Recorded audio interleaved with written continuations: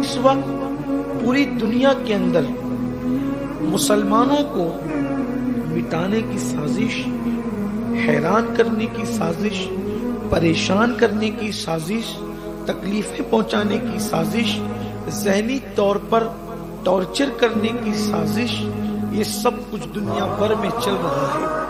کون کر رہا ہے، کیوں کر رہا ہے، اس پر کوئی گفتگو کرنے کی بجائے آئیے کہ دنیا میں حکمراں ظالم کیوں مسلط کیے جاتے ہیں، یعنی ظالم بادشاہ کسی قوم پر مسلط کیوں ہوتا ہے، اس کی وجہ کیا ہے۔ اچھی طرح یاد رکھنا، جب تک رعایا ظالم نہ ہو اس وقت تک حکمراں بھی ظالم نہیں ہو سکتا، اس لیے کہ جیسی عوام اسی کے مطابق جو ہے ان کا قائد اور رہنما ہوتا ہے۔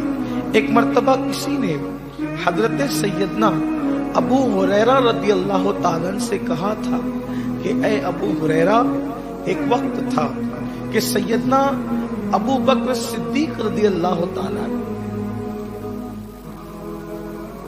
حضرت سیدنا ابو ہریرہ رضی اللہ تعالیٰ سے لوگوں نے کہا تھا کہ ایک وقت امت کے امام، امت کے بادشاہ، امت کے قائد حضرت ابو بکر صدیق تھے، اور ایک وقت یہ آ گیا کہ حجاج جیسا ظالم و جابر ہم پر مسلط ہو گیا۔ تو فرمایا جب ابو بکر صدیق امت کے رہنما، امام اور قائد تھے، اس وقت کی رعایا کو بھی تو دیکھو، فاروق اعظم جیسی ہستیاں، عثمان غنی جیسی ہستیاں، مولائے کائنات جیسی ہستیاں، جب رعایا ایسی تھی تو ان کا تاجدار بھی ایسا تھا۔ اور ایک مرتبہ کسی نے حجاج سے کہا تھا کہ حجاج، ایک صدیق اکبر بھی مومنوں کے امام ہے اور تو بھی لوگوں کا بادشاہ ہے، اور وہ کتنا انصاف کرتے تھے اور تو کیا کرتا ہے۔ تو اس نے کہا تھا کہ تم لوگ جو ہے وہ صحابہ کرام کی طرح نیک بن جاؤ تو میں بھی ابو بکر صدیق کی طرح تمہارے درمیان انصاف کروں۔ میرے پیارے آقا صلی اللہ علیہ وسلم کے پیارے دیوانوں، آج امت کے ساتھ جو بھی حالات ہیں، شرق سے لے کے غرب تک، شمال سے لے کے جنوب تک، ہم دیکھیں کہ ہماری قوم کی کیفیت کیا ہے، ہماری قوم کی حالت کیا ہے۔ ناپ تول میں کمی اب یہ کوئی گناہ نہیں سمجھا جاتا، جھوٹ بولنا گناہ نہیں سمجھا جاتا، عورتوں پہ بد نظری کرنا گناہ نہیں سمجھا جاتا، نمازوں کو ترک کرنا گناہ نہیں سمجھا جاتا، کسی سے حسد کرنا گناہ نہیں سمجھا جاتا، ماں باپ کی حق تلفی کرنا گناہ نہیں سمجھا جاتا۔ ایک وقت تو وہ تھا کہ جب لوگ گناہ کرتے تھے تو گناہ کو گناہ سمجھتے تھے، اب تو لوگ گناہ کو گناہ سمجھنے کے لیے تیار بھی نہیں ہے۔ لوگوں نے گناہوں کو فیشن کا نام دے دیا ہے۔ 4 لوگ بیٹھتے ہیں، 5ویں کی غیبت شروع کرتے ہیں، 5واں اٹھ کر جاتا ہے، اس کی غیبت شروع ہو جاتی ہے۔ انسان کے آنے سے پہلے بھی اس کی غیبت ہو رہی ہوتی ہے، اس کے جانے کے بعد بھی اس کی غیبت ہو رہی ہوتی ہے۔ یہ صورتحال ہے۔ انسان اپنے سگے بھائی سے حسد کی آگ میں ڈوبا ہوا ہے، گالیاں وہ اپنے بچوں کو، اپنی بیوی کو دے رہا ہے۔ یہ صورتحال ہے۔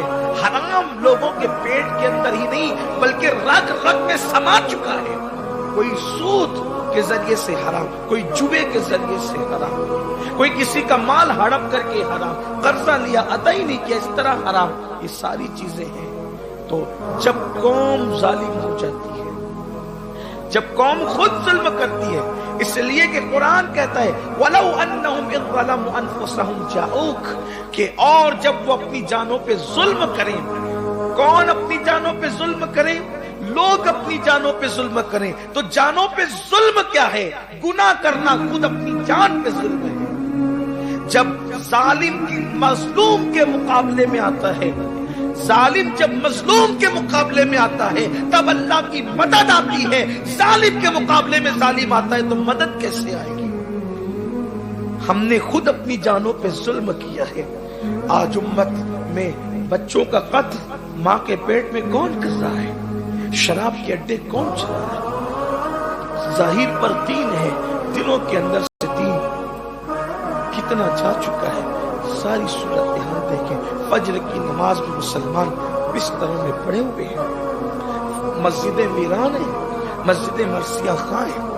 ہم جنہیں دیندار سمجھتے ان میں بھی کتنے لوگ ہیں جو روزانہ قرآن کھول کر پڑھتے ہیں۔ جب ہم اللہ کی کتاب پہ ظلم کرنے لگ جائیں، اللہ کے احکامات کو پیٹ کے پیچھے ڈالنے لگ جائیں، ہوگا کیا؟ آئیے